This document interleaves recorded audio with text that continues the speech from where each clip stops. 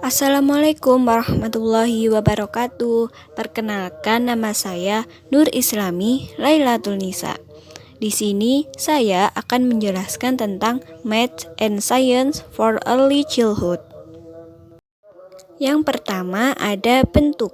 Bentuk juga dikenal sebagai geometri awal, yaitu persegi panjang, segi empat, segitiga, serta lingkaran. Pada usia ini, anak-anak tidak akan bekerja dengan rumus untuk diameter dan keliling, melainkan dengan mengidentifikasi nama bentuk dasar dan membandingkan, menyortir, mengelompokkan, dan menggambarnya. Untuk contoh kegiatannya, yaitu anak diminta untuk menyebutkan nama-nama bentuk. Kemudian, anak harus menyusun atau mengelompokkan sesuai bentuk geometri, seperti pada gambar. Yang kedua, ada bagian dan keutuhan. Pada usia ini, anak-anak mempelajari dasar-dasar suku cadang dan keutuhan. Beberapa contoh di prasekolah adalah anak dapat merobek atau memotong selembar kertas utuh menjadi beberapa potongan-potongan kecil. Untuk contoh kegiatannya ada anak diminta untuk memotong kain flanel berbentuk persegi panjang, segi empat, segitiga, serta lingkaran menjadi 2 bagian. Maka persegi panjang akan menjadi 2 segi empat, segi empat menjadi 2 persegi panjang, segitiga menjadi 2 segitiga, serta lingkaran menjadi 2 setengah lingkaran. Yang ketiga ada pengertian spasial. Spasial merupakan kemampuan untuk menempatkan item di ruang atau tempat yang benar menggunakan desain atau pola logis. Dan contoh kegiatannya ada bermain dan menyusun balok. Yang keempat ada perbandingan. Membandingkan adalah kemampuan untuk mengidentifikasi kesamaan dalam item atau kelompok. Begitu anak-anak punya waktu untuk mengeksplorasi barang, mereka mulai membandingkan. Mereka mulai memperhatikan persamaan dan perbedaan seperti warna, berat, dan ukuran yang sama dan berbeda. Contoh kegiatannya, guru atau orang tua meminta anak bermain menyenangkan dengan menyiapkan 2 gelas. Kemudian minta anak untuk mengisi masing-masing gelas dengan air.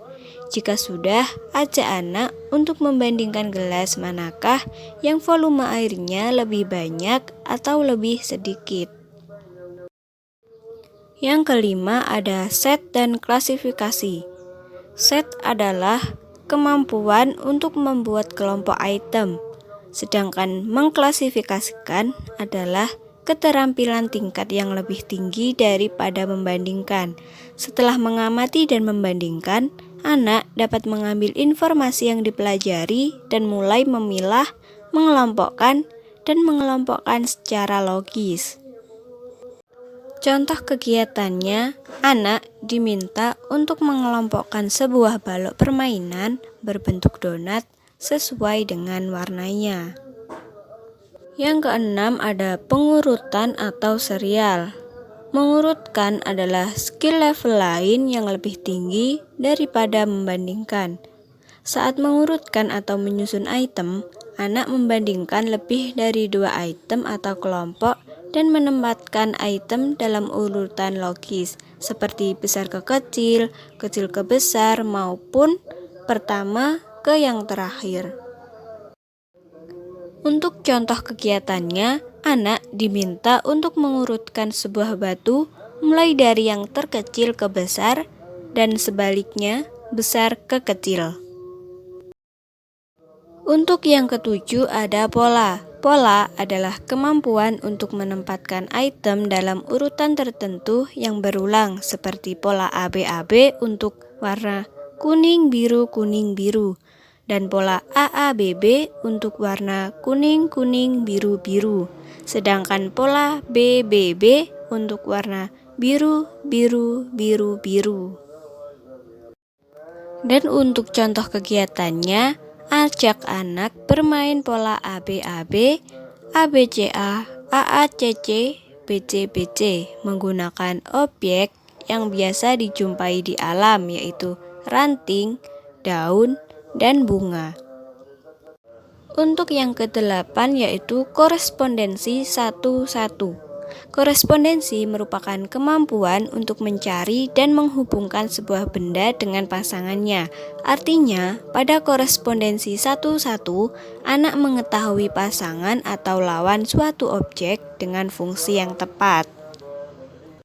Untuk contoh kegiatannya, orang tua meminta anak meletakkan masing-masing telur ke mangkok. Jadi, satu mangkuk berisi satu telur. Ini artinya pada korespondensi 1-1, anak mengetahui pasangan atau lawan suatu objek dengan fungsi yang tepat. Kemudian yang ke-9 ada pengertian angka atau number sense. Adalah konsep pemahaman bilangan. Ini membantu anak-anak untuk memahami hubungan antara jumlah, menghitung, lebih banyak, lebih sedikit, dan lain-lain. Untuk contoh kegiatannya, guru meminta anak untuk mencocokkan angka dengan jumlah benda yang sedang dihitung. Apakah sudah benar sesuai dengan angka atau belum? Yang ke-10 ada angka dan simbol.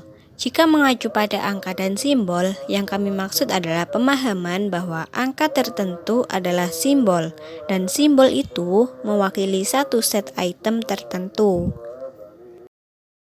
Contoh kegiatannya bermain flashcard. Misalnya guru menyebar kartu-kartu tersebut, kemudian guru menyebutkan satu topi. Maka anak akan diminta untuk mencarikan angka yang diminta oleh guru. Yang ke-11 ada menghitung. Di sini ada dua jenis perhitungan. Yang pertama, menghitung hafalan membaca angka secara berurutan dari memori. Dan yang kedua ada perhitungan rasional, yaitu menghitung item dalam sebuah kelompok dan kemudian memahami bahwa angka terakhir yang dinyatakan merupakan jumlah untuk himpunan tersebut. Untuk contoh kegiatannya, orang tua atau pendidik mengajak anak untuk memasukkan kelereng satu persatu ke toples sambil menghitungnya. Dan pastikan jika anak menghitung 1, maka kelereng yang dimasukkan itu juga berjumlah 1. Dan yang ke-12 ada pengukuran. Pengukuran mencakup banyak area seperti volume, berat, panjang, tinggi, suhu, dan waktu. Dan untuk contoh kegiatannya bisa dilakukan seperti berikut. Ajak anak untuk mengukur panjang meja menggunakan jengkak atau telapak tangannya. Kemudian tanyakan pada si anak berapa panjang dari meja tersebut jika mengukurnya memakai tangan mereka. Dan yang terakhir ada grafik. Membuat grafik adalah cara merekam atau mengkomunikasikan pengamatan dan data yang telah dipelajari anak. Kemudian untuk contoh kegiatan, ajak anak mengumpulkan beraneka daun-daunan. Kemudian ajak anak untuk mengelompokkan bentuk daun-daunan tersebut. Setelah itu, buatlah daftar tentang jumlah daun untuk setiap bentuknya dengan cara menyusun daun-daunan yang sama menjadi barisan tegak lurus ke atas. Ajak anak mencatat jumlah setiap kelompok daun. Terima kasih sudah menonton. Wassalamualaikum warahmatullahi wabarakatuh.